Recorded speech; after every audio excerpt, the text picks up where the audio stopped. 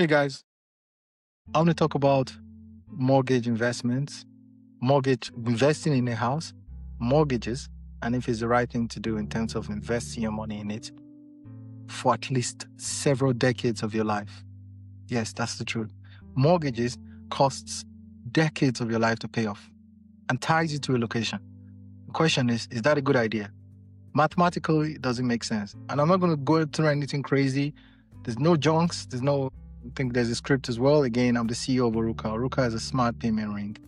We tap to pay with your ring. So Oruka, imagine your bank on your fingers. Actually, this is my bank on my fingers because I just tap to pay wherever I am training, going for a run, going for a night out, traveling, just anything. I don't have my wallet any day, anytime these days. When I go out as well, I don't carry my phone. Again, we're in a risky world nowadays. This phone here is more important. I'm recording this on the phone, by the way. This phone is more valuable than a laptop these days. Okay, it's got so much information on it. I don't bring that out. Okay, why? Because I just start to pay with this. That's all. Unless I want to get a transport. If I want to get transport, I need to go somewhere. I need my, Google Maps. You can do that. But 9 times out of 10, you bring out your phone for social media. You put it away, tap to pay with your ring. Check it out, oruka.com. But I want to talk about mortgages here because, again, I've got a lot of these comments that come through on my video. And the first thing they say is cash is king and then mortgage as well. And okay, cash, number one, you know yourself, right? If you're walking around with 1,000 cash right now, when it gets to dark, you don't want to walk around with that amount of money, okay? And then number two, the government can't track you. That's true. But if you get on a plane, you better declare everything that you're holding, okay? Again, I can have 100K on this ring. I don't have to declare it.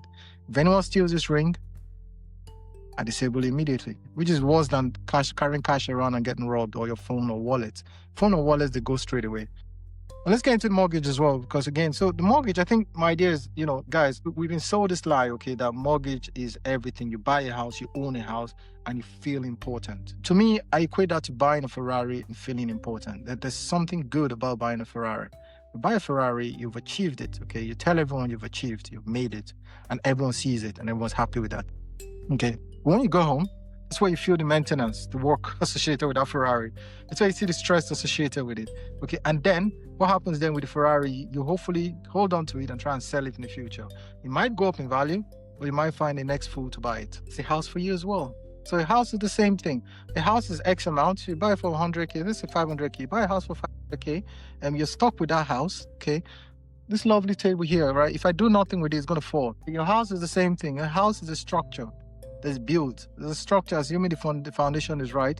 10, 20 years is gone. And if anyone's watching this, right, you would know this as well, but I'm going to use a Nigerian example. So I'm from Nigeria and we have a house. Now the house is there. We have my dad's house I'm from the east of Nigeria, which is in Akwa Ibom. I don't know if my dad has gone there for the last 10 years, right? It's just there. It's possibly falling apart.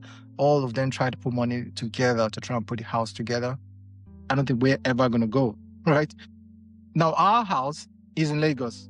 So we have a home in Lagos. The same lie, the same dream we've been told. We have a lovely mansion, okay? The other day, we're all arguing and going on the phone and talking about how to maintain the house. We're never going to go there. We can maintain it. The question is, how long are we going to maintain that house? Because my kids are going to look through it and go, there's a house in Lagos we need to maintain. Guys, you see the cycle we're going through. Sure, it's the same with anyone. Pick any country, it's the same thing. I just gave Nigeria there. A few countries there now, like right now, we live in a global village such that if you have a house, I don't know, I'll call the place, okay, Ireland. If you have a house in Galway, your parents possibly live in the house in Galway. But guess what? Galway is in the west of Ireland. If you're going to grow, if you're a pilot, you're not going to live in Galway. You're going to live in Dublin. Unless you've got the same job, maybe you're a farmer, your dad was a farmer, you're a farmer, your kids are going to be farmers, then everyone's going to be a farmer. Then in that case, you all live in the same house. That's true. You could all live in the same village. That's a good idea. But how many people are farmers these days? Not a lot. Things have changed, guys. We're becoming much more tech. We're now relocating to where the money is. Okay, we're moving to the cities. Okay, when we're young, we're moving to the cities. When we're young, we're moving to university towns. University towns are close to industries. That's where you make the most money. If you're going to maximize your potential, you have to live in a city. And when you live in a city, that's where you make the most money. That's what most people do. If you want to stick to your home and live in a village or live at home, then you know you're already curtailing how much you can possibly earn. Why your friends would have moved out to New York, to LA, to, lovely towns, and are making money.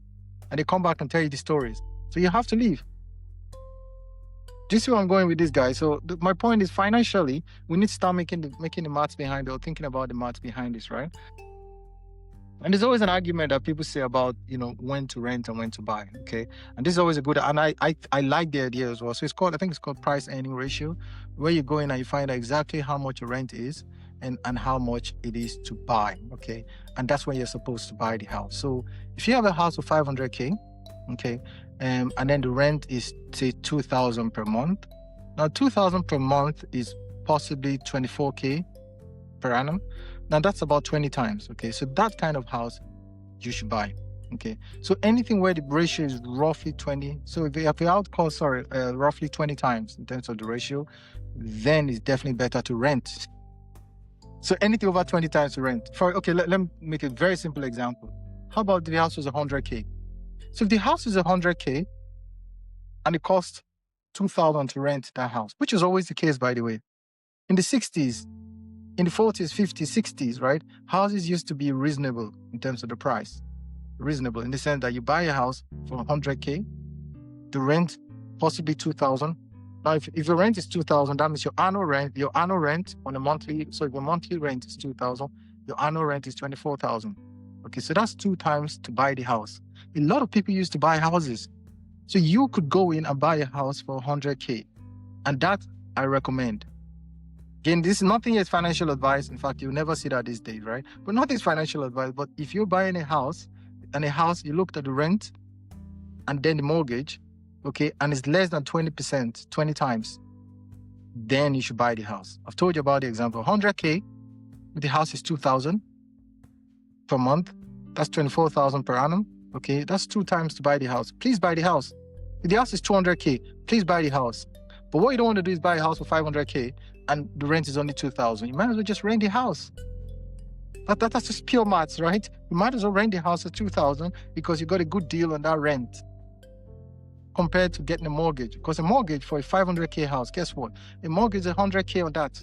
So you're going to put aside 100. So if you have 100K cash, you can put that money in the stock market, okay, that earns 5% per annum. Over the course of 7 years, you've doubled your money. 2 choices. You do that or you go buy a house, which is the investment. It makes you happy to buy a house. You own a house. But when you buy that house for 100K, which is just 20%, a lot of down payments these days are 20%. Now you have 400K mortgage to pay. Okay, and again, I understand people think, you're throwing away money. No, but what you're doing is you're not paid off the mortgage. You have the house. You own the house. Okay, but here's the problem. Sorry, just got a call. So here's the problem with owning a house. You own the house, but you've not signed off everything. You still have to pay the government rent, which is council tax. City taxes are a huge part in the US these days. Europe as well, across the world, you're still paying council tax to the government. Without that, they take the house. So the house is not yours, technically, right? Oh, how about the maintenance? So maintenance, leaky stuff, leaky roof, plumbing issues, boilers, you still have to pay those. Those go up. Even if you have a fixed rate mortgage that you fully paid, those go up. So there you go. So that's something to think about. Should you do that, right? Should you get that? Because your price, even though your rent, your mortgage is fully paid and your rent is going up slightly, your cost to maintain your house is going up as well. So it's almost not worth it. And guess who sleeps well? The renter. Because the renter is like, okay, if anything breaks, you're going to do it. The renter is actually shorting you. The renter is hoping that the price value goes down. And don't get me wrong, there are bubbles where the price go up, but that's bubbles. That's a bubble. Everyone knows it's a bubble. Everyone knows it's a mistake. Okay? So guys, I hope, sorry, I have a call coming in there. So I hope that this has got you guys thinking about in terms of where to live and where to buy or where to rent. If you're in a major city, I recommend you buy. If you're in a major city, then that becomes an investment because you're not living in that house. You're hoping people move into that house. That's good. If you're living in the house, then it's not an investment anymore. Then you're using it, you're consuming it. That's a liability because you're paying for it. On the other hand, if you move to the city, you've moved out of the city and you've rented it out, that's an investment. That's a good idea.